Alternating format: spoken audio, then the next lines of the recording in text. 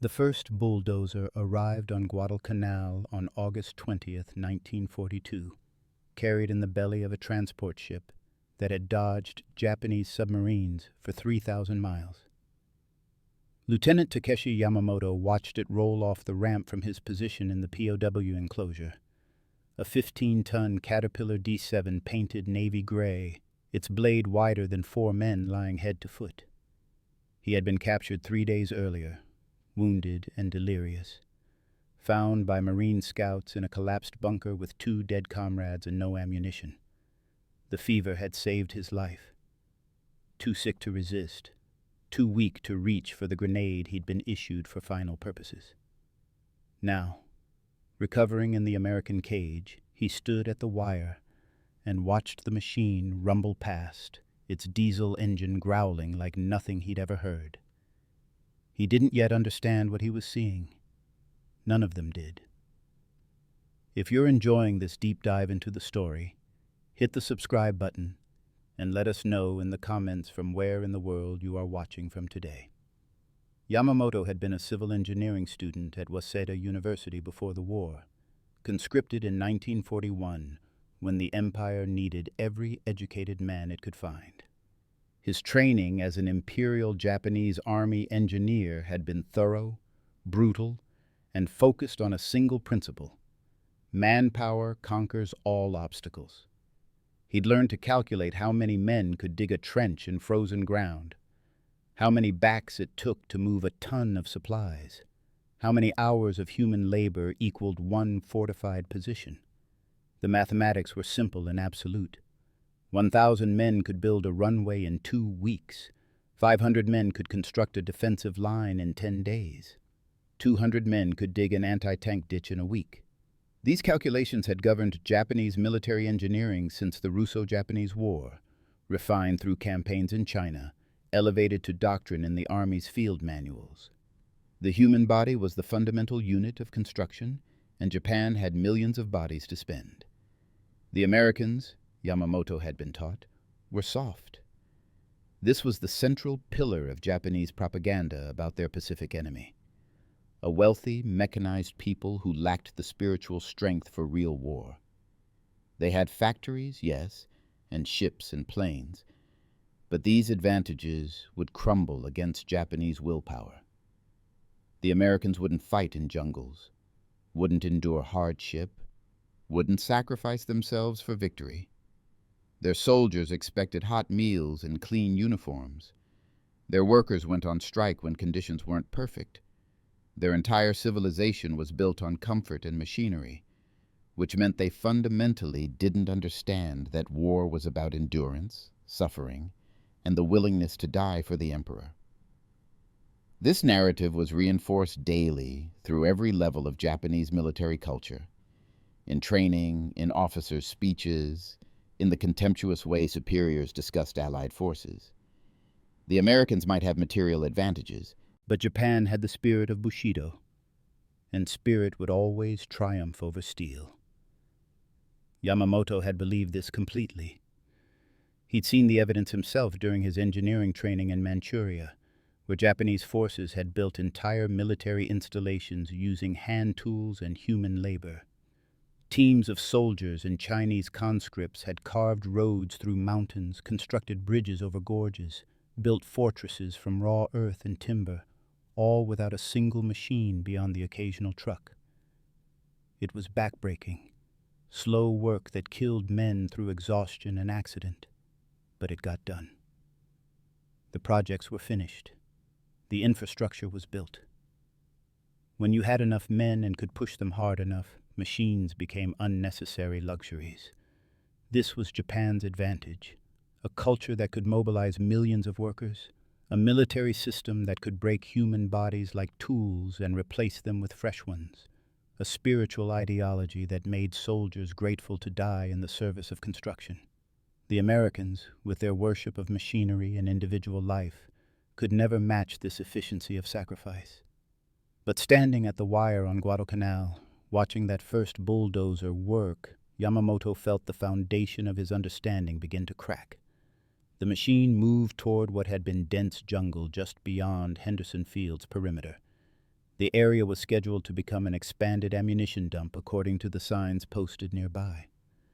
A Japanese engineer company would have approached this task with a clear formula: estimate the number of trees to be removed, calculate the man-hours required for felling and clearing, multiply by the difficulty factor for jungle terrain, add time for root removal and ground leveling, then assign the appropriate number of workers.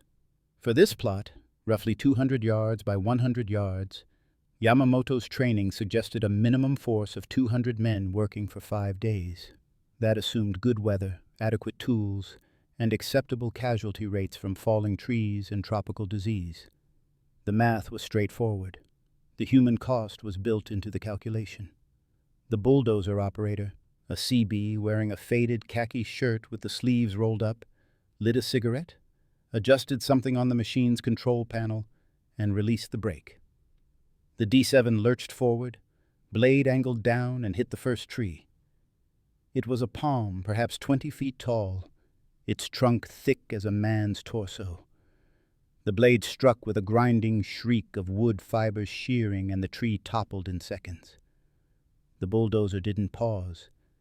It rolled over the fallen trunk, blade still down, pushing the palm aside like trash. Second tree, third tree, fourth tree. The machine advanced in a straight line, its treads chewing through undergrowth, its blade knocking down everything that stood. The engine note changed as it met resistance, rising to a higher growl, but it never stopped. Behind the bulldozer, a path of raw earth appeared where, seconds before, there had been jungle. Yamamoto watched for 10 minutes without moving. Other Japanese prisoners gathered at the wire, drawn by the sound. They stood silently, calculating the same impossible arithmetic. The machine was doing the work of, 50 men? 100? The operator appeared to be alone, no support crew visible, no laborers following to clear the debris. Just one man on one machine, erasing jungle faster than a company of soldiers with axes and saws. One of the prisoners, a sergeant named Fujita, who'd been a foreman at a construction company in Osaka, finally spoke. "How many cubic meters per hour?" he asked in Japanese, his voice distant. Yamamoto tried to calculate it. He couldn't. The rate of work was beyond the formulas he'd been taught. His engineering training had no category for this scale of mechanical efficiency. The bulldozer worked through the morning. By noon, when the operator stopped for lunch and climbed down from the machine to eat a sandwich in the shade, roughly a third of the jungle plot had been cleared. Yamamoto did the math with increasing disbelief. At this rate, the entire area would be finished in 2 days. Maybe less. One machine. One operator. What would have taken 200 Japanese soldiers a week of brutal labor, this single piece of equipment was accomplishing in a fraction of the time, with 0 casualties, no exhaustion breaks, no need for food distribution or medical treatment for injuries. The operator finished his sandwich, drank from a canteen, tossed the wax paper in a bin attached to the bulldozer, and climbed back up. The engine coughed and roared to life. The work resumed. By evening, the clearing was 3/4 complete. The bulldozer had worked approximately 8 hours with one break. In that time, it had removed what Yamamoto conservatively estimated would have required 1,500 man-hours of labor. He ran the numbers again, certain he'd made an error. He hadn't. The machine had literally done the work of 200 men in a single day, and this was just clearing. He hadn't even begun to consider the implications for grading, excavation, road building, all the tasks that form the backbone of military engineering. If American machines could operate at this ratio across all construction tasks, then the entire Japanese approach to logistics and infrastructure was obsolete. Not inefficient, not outdated, completely, fundamentally obsolete. That night in the POW enclosure, the Japanese prisoners talked in quiet voices about what they'd witnessed. Most were infantry, with no engineering training, but they understood labor. They'd dug foxholes and trenches, hauled supplies up jungle hills, constructed defensive positions from logs and sandbags. They knew exactly how much work their bodies could perform before collapse, how many hours they could dig before their hands bled through calluses, how many trips they could make carrying ammunition before their legs gave out.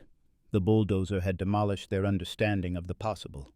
One prisoner, a former miner from Hokkaido, suggested the machine must require enormous amounts of fuel, rare expertise to operate, constant maintenance. Surely there were hidden costs that balanced the equation. Yamamoto wanted to believe this. He clung to the idea through the darkness.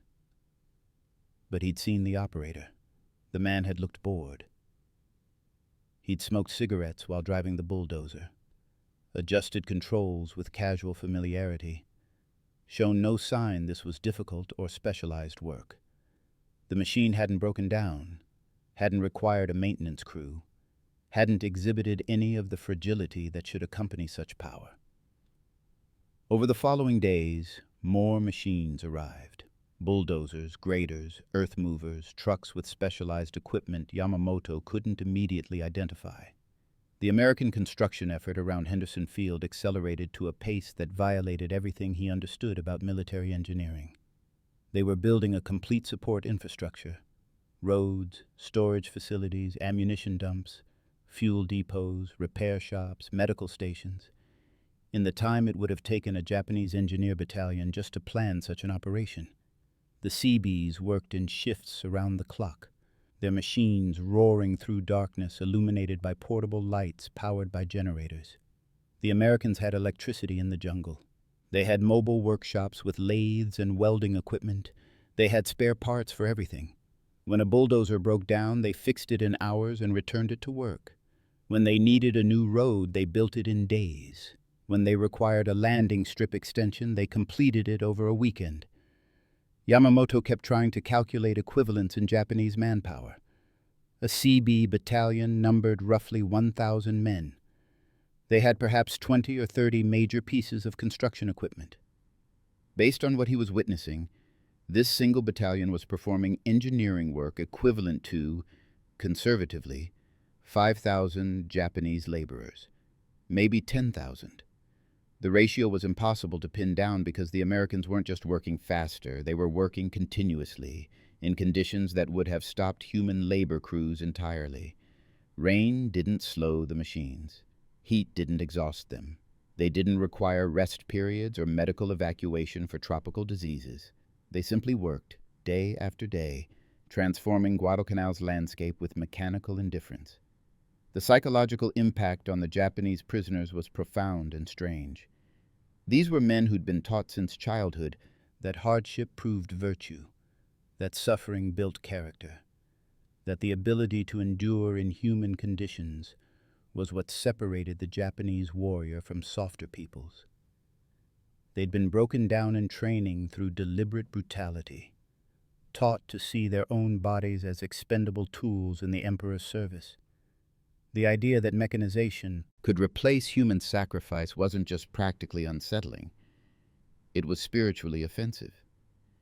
It suggested that all their suffering had been pointless, that the virtue they'd cultivated through pain was merely the compensation of those too poor and backward to build proper machines. If one bulldozer equaled 500 men, then what did that say about the 500? What did it say about the entire Japanese military system, which treated those 500 bodies as the baseline unit of calculation? Fujita, the former construction foreman, became obsessed with the machines. He stood at the wire for hours each day, watching the Seabees work, mentally cataloging every task and comparing it to Japanese methods. One afternoon, he explained to Yamamoto what they were really seeing. "It's not just the machines," he said in Japanese, speaking quietly so the guards wouldn't hear the conversation. "It's the system. Look at how they work." He pointed toward a construction site where Americans were building a new supply warehouse. A bulldozer had leveled the ground. A grader had smoothed it. Now trucks were arriving with pre-cut lumber, and a crew with power tools was assembling the structure. Every step is mechanized. Every task has a machine, and the machines are all designed to work together. The bulldozer prepares for the grader prepares for the construction crew, the crew has power tools that match the lumber dimensions. It's not individual mechanical superiority, it's systematic mechanical thinking. Yamamoto understood immediately. The Japanese military used machines when they had them, trucks for transport, tractors for heavy pulling, but these were additions to a system built around human labor. The Americans had designed their entire engineering approach around mechanization, with human workers serving as machine operators rather than the primary source of power. The difference was philosophical. Japan automated when convenient. America assumed automation and added humans only where absolutely necessary. This meant American forces could achieve engineering projects that were literally impossible for Japanese units, regardless of how many men Tokyo was willing to sacrifice. You couldn't make up for a lack of bulldozers by throwing more bodies at jungle. The math simply didn't work. Human muscle had a maximum efficiency, and American machines had blown past that maximum so completely that comparison became meaningless. The Americans, meanwhile, seemed barely aware they were demonstrating anything remarkable. The Seabees worked with casual competence, treating their machines like ordinary tools. They painted names on the bulldozers, the Crusher, Jungle King, Tokyo Express, and decorated them with pin-up girls and squadron insignias. They complained about maintenance, about the heat, about the food, about everything except the actual difficulty of the work, because the work wasn't difficult. The machines did the hard parts. Operators sat in seats, moved levers, and watched as steel blades moved earth and trees. It looked boring. For many of them, it probably was boring. That was perhaps the most devastating realization. The Americans had industrialized warfare to the point where reshaping the physical environment of entire islands had become routine labor. 3 weeks after his capture, Yamamoto witnessed something that completed his psychological transformation. A Japanese air raid hit Henderson Field just after dawn. 6 bombers that had made it through the American fighter screen. They scored hits on the runway, cratering the coral surface in 3 places, each hole roughly 15 feet across and 6 feet deep. It was good work, the kind of damage that would have crippled a Japanese airfield for days. Yamamoto had studied runway repair in his engineering courses. The standard Japanese procedure required a labor gang of at least 100 men to fill and compact each crater, working in shifts over 12 to 16 hours. 3 craters meant 300 men minimum, possibly 2 days of intensive work before the runway could handle aircraft again. This was why airfield attacks were so effective. They didn't just destroy the target, they consumed enormous amounts of repair labor, pulling construction crews away from other critical projects. The American response began within minutes. 2 bulldozers rolled onto the runway while the all-clear siren was still echoing. Behind them came dump trucks loaded with crushed coral and gravel. A road grader followed. The entire repair convoy was mobile before Japanese prisoners had finished taking cover. Yamamoto watched from the enclosure as the bulldozers positioned themselves at opposite craters and began pushing debris into the holes. The dump trucks arrived and emptied their loads. The grader smoothed everything flat. Additional trucks brought more coral. The bulldozers compacted it by running back and forth over the fill, more grading, more compacting. The entire operation had the choreographed efficiency of a well-rehearsed performance. 90 minutes after the bombs hit, aircraft were landing on the repaired runway. Yamamoto stood at the wire, staring, doing the mathematics that no longer made sense. 90 minutes, 2 bulldozers, perhaps 20 American personnel total, including truck drivers and the repair supervisor. They had accomplished what would have required 300 Japanese laborers working for 2 days. The ratio wasn't 500 to 1 anymore. For certain tasks, for specialized work like rapid runway repair, the mechanization advantage was closer to 1,000 to 1. Maybe more. He couldn't calculate it precisely because his training had no framework for this level of mechanical efficiency. Japanese engineering doctrine assumed human labor as the baseline. When that baseline became irrelevant, all the calculations collapsed. Fujita joined him at the wire. They stood together in silence, watching American planes take off from the runway that had been cratered an hour and a half earlier. "We've already lost," Fujita said finally. He spoke in Japanese, his voice flat and factual. "Even if we win every battle, we've already lost. We can't match this. We don't have these machines. We can't build them fast enough even if we started now. And even if we somehow got the machines, we don't have the fuel to run them, the spare parts to maintain them, the training to use them, the systematic thinking that makes them effective."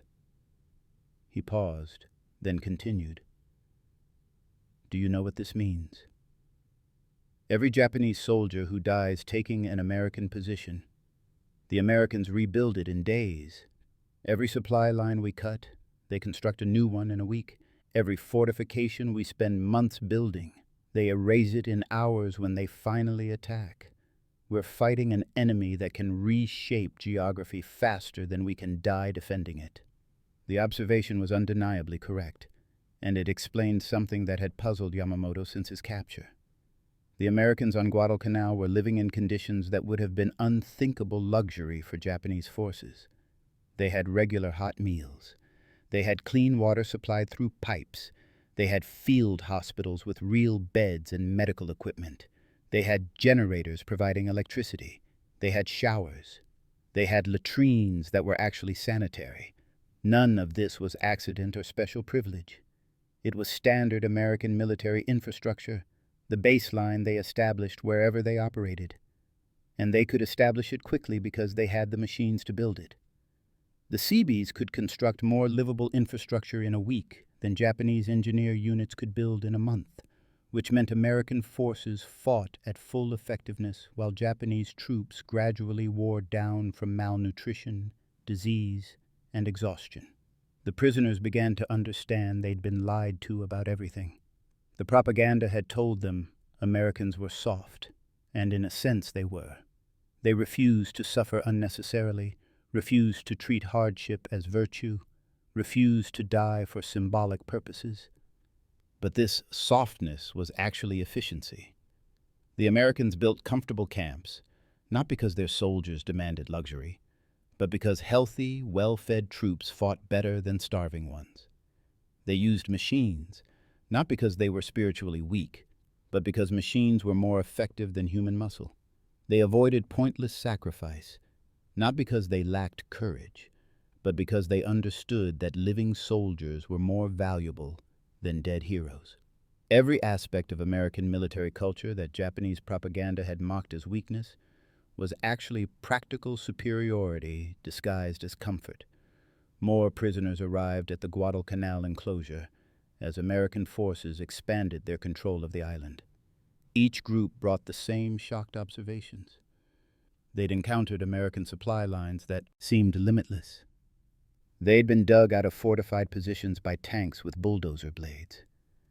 They'd watched their carefully constructed defensive networks get erased by American engineering units that cleared fields of fire in hours. They'd seen roads appear through jungle where no roads should be possible, seen bridges built over rivers in days, seen entire supply depots materialize as if by magic. The common thread in every story was mechanization. Americans approached every problem with machines. They had machines for earth moving, machines for lifting, machines for cutting, machines for digging, machines for pounding, machines for crushing, machines for smoothing. They had specialized equipment for tasks Japanese engineers didn't even recognize as separate problems. And all of these machines worked together in systematic coordination that multiplied their individual effectiveness. One prisoner, a captain named Ishida, who'd commanded an engineer company, described watching Americans build a bridge over a ravine on Guadalcanal's northern coast. "We'd been using that ravine as a natural barrier," he explained to the group one evening. "It was 30 feet deep, steep sides running water at the bottom, impassable for vehicles. We assumed it would take the Americans days to bridge it, maybe a week. We planned to counterattack while they were vulnerable during construction." He paused, still visibly disturbed by the memory. They bridged it in 6 hours. They brought prefabricated steel sections on trucks, used a crane to position them, bolted everything together, and drove tanks across it by afternoon. 6 hours. My company had spent 3 days just getting into position for the attack. By the time we were ready, the Americans were already across the ravine and moving inland. The stories accumulated. A sergeant described watching Seabees construct a fuel depot that included underground storage tanks, work that would have taken a Japanese engineering battalion weeks of dangerous excavation. The Americans dug it in 2 days using backhoes and specialized drilling equipment. A corporal talked about seeing an American repair unit fix a damaged tank using a mobile workshop that had every tool and spare part needed. The repair took 3 hours. A Japanese tank crew would have stripped the damaged vehicle for parts and abandoned the hull. A lieutenant described American artillery positions that were built, used for one bombardment, then completely dismantled and relocated overnight. The mobility was terrifying. Japanese artillery crews needed days to prepare proper firing positions with ammunition storage, protective berms, and camouflage. The Americans just drove their guns to a clearing, fired what they needed to fire, and moved before counterfire could be organized. Every observation pointed to the same conclusion. Industrial capacity translated directly into combat capability. The Americans weren't winning because their soldiers were braver or more skilled. Japanese troops were, if anything, more willing to die, more disciplined in following orders, more capable of enduring hardship. But none of that mattered when the other side could build faster, move faster, supply faster, repair faster, and adapt faster. Mechanization had broken warfare's traditional equations. The ancient military virtues, courage, endurance, discipline, self-sacrifice, became secondary factors when one side could reshape the battlefield with bulldozers, while the other side dug trenches with shovels. Yamamoto spent his evenings trying to work out the broader implications. If American Seabee battalions operated at this level of mechanical efficiency throughout the Pacific, then Japanese defensive strategy was fundamentally hopeless. Tokyo's plan relied on creating fortified positions that would be so costly to assault that America would negotiate a peace rather than suffer the casualties. But that logic assumed the costs would be symmetrical, that building defenses was as expensive as breaking them. American mechanization destroyed that symmetry. Japanese forces could spend months creating elaborate defensive networks, pouring human labor into bunkers and tunnels and obstacles. The Americans would show up with bulldozers and flamethrower tanks and combat engineers with specialized demolition equipment, and they'd reduce those months of work to rubble in days. The construction cost wasn't symmetrical at all. It cost Japan far more to build defenses than it cost America to destroy them. If you find this story engaging, please take a moment to subscribe and enable notifications. It helps us continue producing in-depth content like this. The fuel calculations alone were devastating.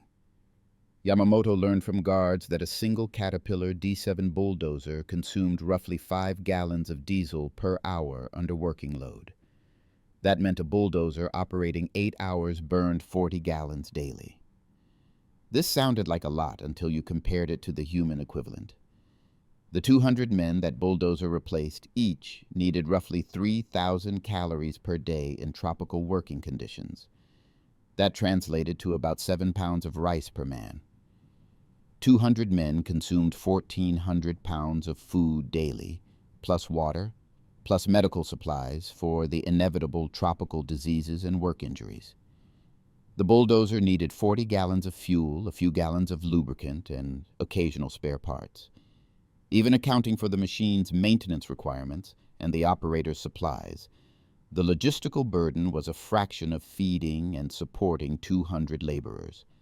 And the bulldozer worked 24 hours if needed, never got malaria, never required rest days, never died from exhaustion. America could afford to run these machines everywhere because they had the industrial capacity to produce the fuel and parts. Japan couldn't. Japanese fuel supplies were already strained by 1942, with every drop of petroleum either imported from the occupied territories or synthesized at great cost. The idea of burning 40 gallons of diesel daily just to move Earth was impossible luxury. Japanese engineers used human muscle instead, not because it was more effective, but because bodies were the one resource Japan still had in abundance. The mathematics were brutal, but undeniable. Japan's strategic poverty meant accepting human costs that mechanization could have eliminated. They dug with shovels because they couldn't afford bulldozers. They carried supplies on their backs because they couldn't afford trucks. They sacrificed men in suicidal charges because they couldn't afford the tanks and artillery that would have accomplished the same objectives with fewer casualties. The prisoners gradually understood they'd been fighting an unwinnable war from the beginning. The propaganda had told them Japanese spirit would overcome American materialism, but this framing had disguised the real question: could spirit overcome factories? Could discipline overcome assembly lines? Could courage overcome industrial capacity measured in millions of tons of steel? The answer was no. It had always been no. The Japanese military command must have known this. They'd seen the production figures, understood the disparity, recognized that American industry could simply build its way to victory. But they'd sent men like Yamamoto to die anyway, wrapped the hopeless strategy in nationalism and honor, told them their sacrifice would make the difference, even as basic mathematics proved it wouldn't. By December of 1942, the American presence on Guadalcanal had transformed into something resembling a small industrial city. The Seabees had constructed miles of roads, multiple supply depots, fuel storage facilities, repair shops, medical facilities, housing for thousands of personnel, and expanded Henderson Field to accommodate far more aircraft than the Strip could have supported during the initial invasion. The construction had happened in roughly 4 months. Yamamoto tried to imagine what Japanese forces would have needed to accomplish the same work. Tens of thousands of laborers, multiple engineer battalions, supply lines bringing food and tools, medical facilities to handle the casualties from construction accidents and tropical disease. And years, not months, probably 2 or 3 years of continuous work to build what the Americans had completed in a single season. Other prison camps throughout the Pacific told similar stories. As more Japanese prisoners were transferred to Guadalcanal, they brought reports of American construction from other islands. Seabees on New Caledonia had built an entire naval base in 6 months. Seabees on Efete had carved an airfield from jungle in 8 weeks. Seabees on Espiritu Santo had constructed a supply depot that handled more tonnage monthly than some Japanese home ports. Every report confirmed the same pattern. American forces arrived with machines, built infrastructure at impossible speed, and established logistical superiority that made their tactical advantages overwhelming. They weren't just winning battles. They were industrializing the Pacific Islands, turning primitive coastlines into military bases faster than Japan could organize effective resistance. The prisoners learned that the machines they'd seen weren't even particularly special or rare. The Caterpillar D7 was a standard piece of equipment, manufactured by the tens of thousands for military and civilian use. The larger D8 model could move even more earth. America had dedicated factories producing nothing but construction equipment: bulldozers, graders, cranes, excavators, loaders, in quantities that seemed fictional to men from a nation where single machines were precious resources. The Seabees had this equipment because American industry could afford to build it, ship it, maintain it, and replace it if necessary. The entire American military system assumed machine availability the way Japanese forces assumed human availability. One culture spent bodies, the other spent steel. Yamamoto received a letter from home in February of 1943, delivered through the Red Cross. His mother wrote carefully neutral sentences about life in Tokyo, avoiding any criticism of the government or the war effort. But between the lines, he could read the deterioration. Food was scarce. Factory workers were exhausted. Everyone knew someone who died in the Pacific or China. The letter had a desperate quality despite its careful optimism, a sense that everyone was holding their breath, waiting for victory that never seemed to come. His mother mentioned that Yamamoto's younger brother had been conscripted for labor service, working 12-hour shifts at an aircraft factory. Reading this, thinking of his brother slowly breaking down in some factory, Yamamoto felt a profound rage at the waste of it all. If Japan had America's industrial capacity, his brother wouldn't need to work himself to death producing aircraft. If Japan had American mechanization, they wouldn't need to conscript every available body for labor service. If Japan had American logistical systems, their soldiers wouldn't be starving on jungle islands while American troops ate 3 meals daily. But Japan didn't have these things, had never had these things, and the military command had launched a war against the nation that did. They'd sent millions of men to fight an enemy that could outproduce them 50-1, outbuild them 100-1, out-mechanize them 1,000-1. And when those men died, when they starved in the jungle, or drowned when their transport ships were sunk or got blown apart by American artillery, the command called it honorable sacrifice. They called it the Japanese way. They called it everything except what it was: murder through incompetent strategy. The psychological damage to the prisoners was severe and strange. They'd been raised in a culture that treated suffering as proof of virtue, that believed endurance through hardship revealed true character. The American mechanization didn't just prove Japan was losing. It suggested that all the hardship had been pointless. The soldiers who'd died digging fortifications by hand hadn't failed because they lacked courage or determination. They'd failed because their commanders had sent them to fight machine warfare with muscle warfare, and muscle always lost. The spiritual strength that propaganda constantly referenced wasn't strength at all. It was the consolation philosophy of the poor and backward, a way to frame military weakness as moral superiority. Americans used machines because they could. Japanese used human bodies because they had to. Calling that second choice virtuous didn't change the mathematics. Some prisoners broke completely. They stopped eating, stopped talking, sat in the enclosures staring at nothing. The American guards called it depression. Yamamoto thought it was more like philosophical collapse.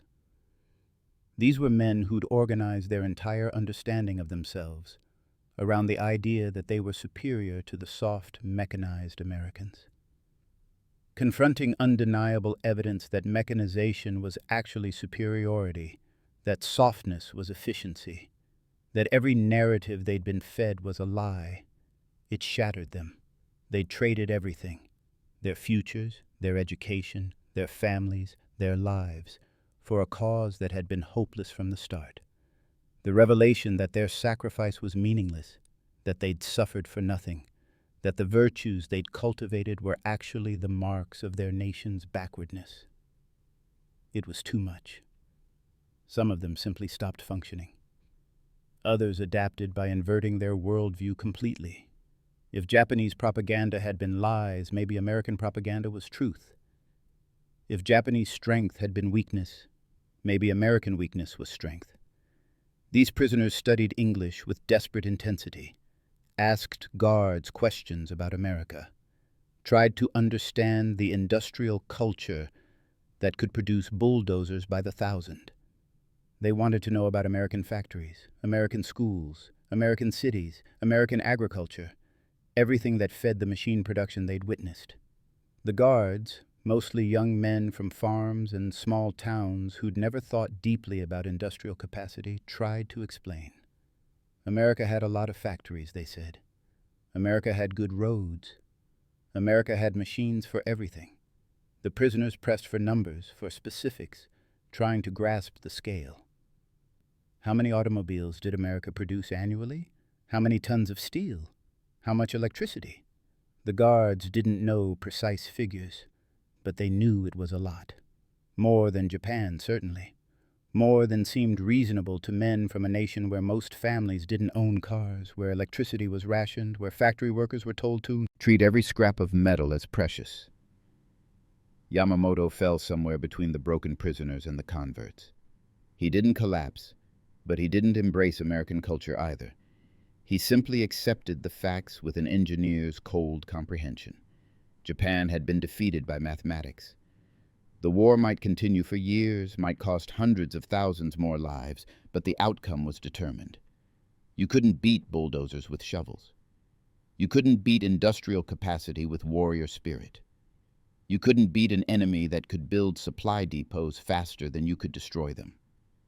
The strategic incompetence of the Japanese command was so profound it became almost meaningless to assign blame. They'd seen America's industrial capacity before the war. The figures were published. The production numbers were public knowledge. They'd chosen to attack anyway, had convinced themselves that German victories in Europe would force American attention elsewhere, that early Pacific victories would demoralize American civilians, that a long war would exhaust American will. Every assumption had been wrong. America was barely mobilized yet, and they were already crushing Japanese positions with mechanical indifference. The Seabees kept building. Throughout 1943 and into 1944, the prisoner enclosure on Guadalcanal offered a front-row view of American construction capacity. New facilities appeared constantly. Roads were improved and expanded, supply systems were upgraded, the base grew more sophisticated and capable with each passing month. The prisoners watched Seabees train new operators on the machines, casual instruction that took days rather than months. The skill required to run a bulldozer effectively wasn't trivial, but it wasn't exotic either. Reasonably intelligent men could learn it quickly, which meant America could produce trained operators as fast as they could produce machines. Japan couldn't even produce the machines, much less train operators at scale. The disparity compounded at every level. By the time the war ended in August of 1945, Yamamoto had spent 3 years as a prisoner, watching American mechanization from behind wire. He'd seen dozens of construction projects, witnessed hundreds of machines at work, calculated thousands of labor equivalents. The final numbers were staggering. A single Seabee battalion, properly equipped, could accomplish engineering work that would require 10,000 Japanese laborers working in pre-mechanized conditions. And America had over 100 Seabee battalions deployed across the Pacific by the war's end. The construction capacity was effectively infinite from a Japanese perspective. America could simply build whatever it needed, wherever it needed it, faster than Japan could respond. This capacity had shaped every battle, every campaign, every strategic decision. American forces advanced when they had the supplies and infrastructure to support the advance. Japanese forces retreated or died when their supplies ran out and their infrastructure collapsed. The outcome had been determined not by tactics or courage or training, but by the simple fact that one side had bulldozers and the other had shovels. Returning to Japan in late 1945, Yamamoto found a nation that barely resembled the one he'd left. The cities were bombed into ash. The factories were rubble. The population was starving. The emperor had announced surrender in a radio broadcast most people hadn't understood, because he'd used formal court Japanese rather than plain speech. Everything the war was supposed to protect had been destroyed. Everything the sacrifice was supposed to achieve had failed. And walking through the ruins, seeing the scale of devastation that American bombers had inflicted, Yamamoto thought about bulldozers. The same industrial capacity that produced construction equipment by the thousand had produced bombers by the thousand. The same factories that made the machines he'd watched on Guadalcanal had made the machines that burned Japanese cities. The mechanization that seemed so impressive when applied to construction became terrifying when turned to destruction. America hadn't just outbuilt Japan. They'd built the means to unmake Japan completely, then used it with systematic thoroughness. He tried to return to Waseda University to complete his engineering degree, but the campus had been partially destroyed in the firebombing of Tokyo. The engineering department was operating out of a few undamaged buildings, teaching with salvaged equipment to students who were gaunt and exhausted from malnutrition. Yamamoto attended classes through late 1945 and into 1946, studying the same material he'd learned before the war, but now with a profound bitterness. The textbooks still taught Japanese engineering methods, the calculations for human labor requirements, the formulas for manual construction projects, the assumptions about muscle power as the basic unit of work. None of it had been updated to reflect what he'd seen. The professors were teaching the engineering principles that had lost the war, and they seemed unaware anything was wrong. He wanted to stand up in class and shout that everything they were teaching was obsolete, that Japanese engineering doctrine had been proven catastrophically inadequate, that American forces had literally bulldozed every carefully constructed defensive position Japan had built. But he didn't. He sat silent, took notes, and wondered if the country would learn anything from its defeat. Some lessons did emerge, slowly and painfully. The post-war American occupation brought Seabees to Japan, where they built infrastructure for the occupation forces using the same mechanized methods Yamamoto had witnessed on Guadalcanal. Japanese laborers were hired to work alongside the Americans, and they learned by watching. They saw bulldozers grade roads. They saw cranes lift steel beams. They saw power tools speed construction that would have taken weeks with hand tools. Some of the knowledge transferred. Japanese construction companies began adopting American methods, importing machines when they could afford them, training operators, redesigning projects around mechanization rather than labor. The change was halting and incomplete. Japan was too poor and too destroyed to fully mechanize immediately, but the direction was clear. The country was finally accepting what Yamamoto had understood since 1942. Machines were better than muscles for almost everything. He worked as a civil engineer through the 1950s and 60s, part of Japan's reconstruction and eventual economic miracle. The country rebuilt with mechanization, adopting American construction techniques alongside American political frameworks. They built highways with bulldozers, erected buildings with cranes, moved earth with power equipment. It was faster, safer, and more efficient than the human labor methods that had dominated before the war. The change should have been obvious to everyone, but Yamamoto knew it hadn't been obvious to him until he'd stood behind wire on Guadalcanal and watched a single machine do the work of 500 men. Some lessons required brutal demonstration. Some truths only became visible through defeat. Thank you for watching. For more detailed historical breakdowns, check out the other videos on your screen now, and don't forget to subscribe.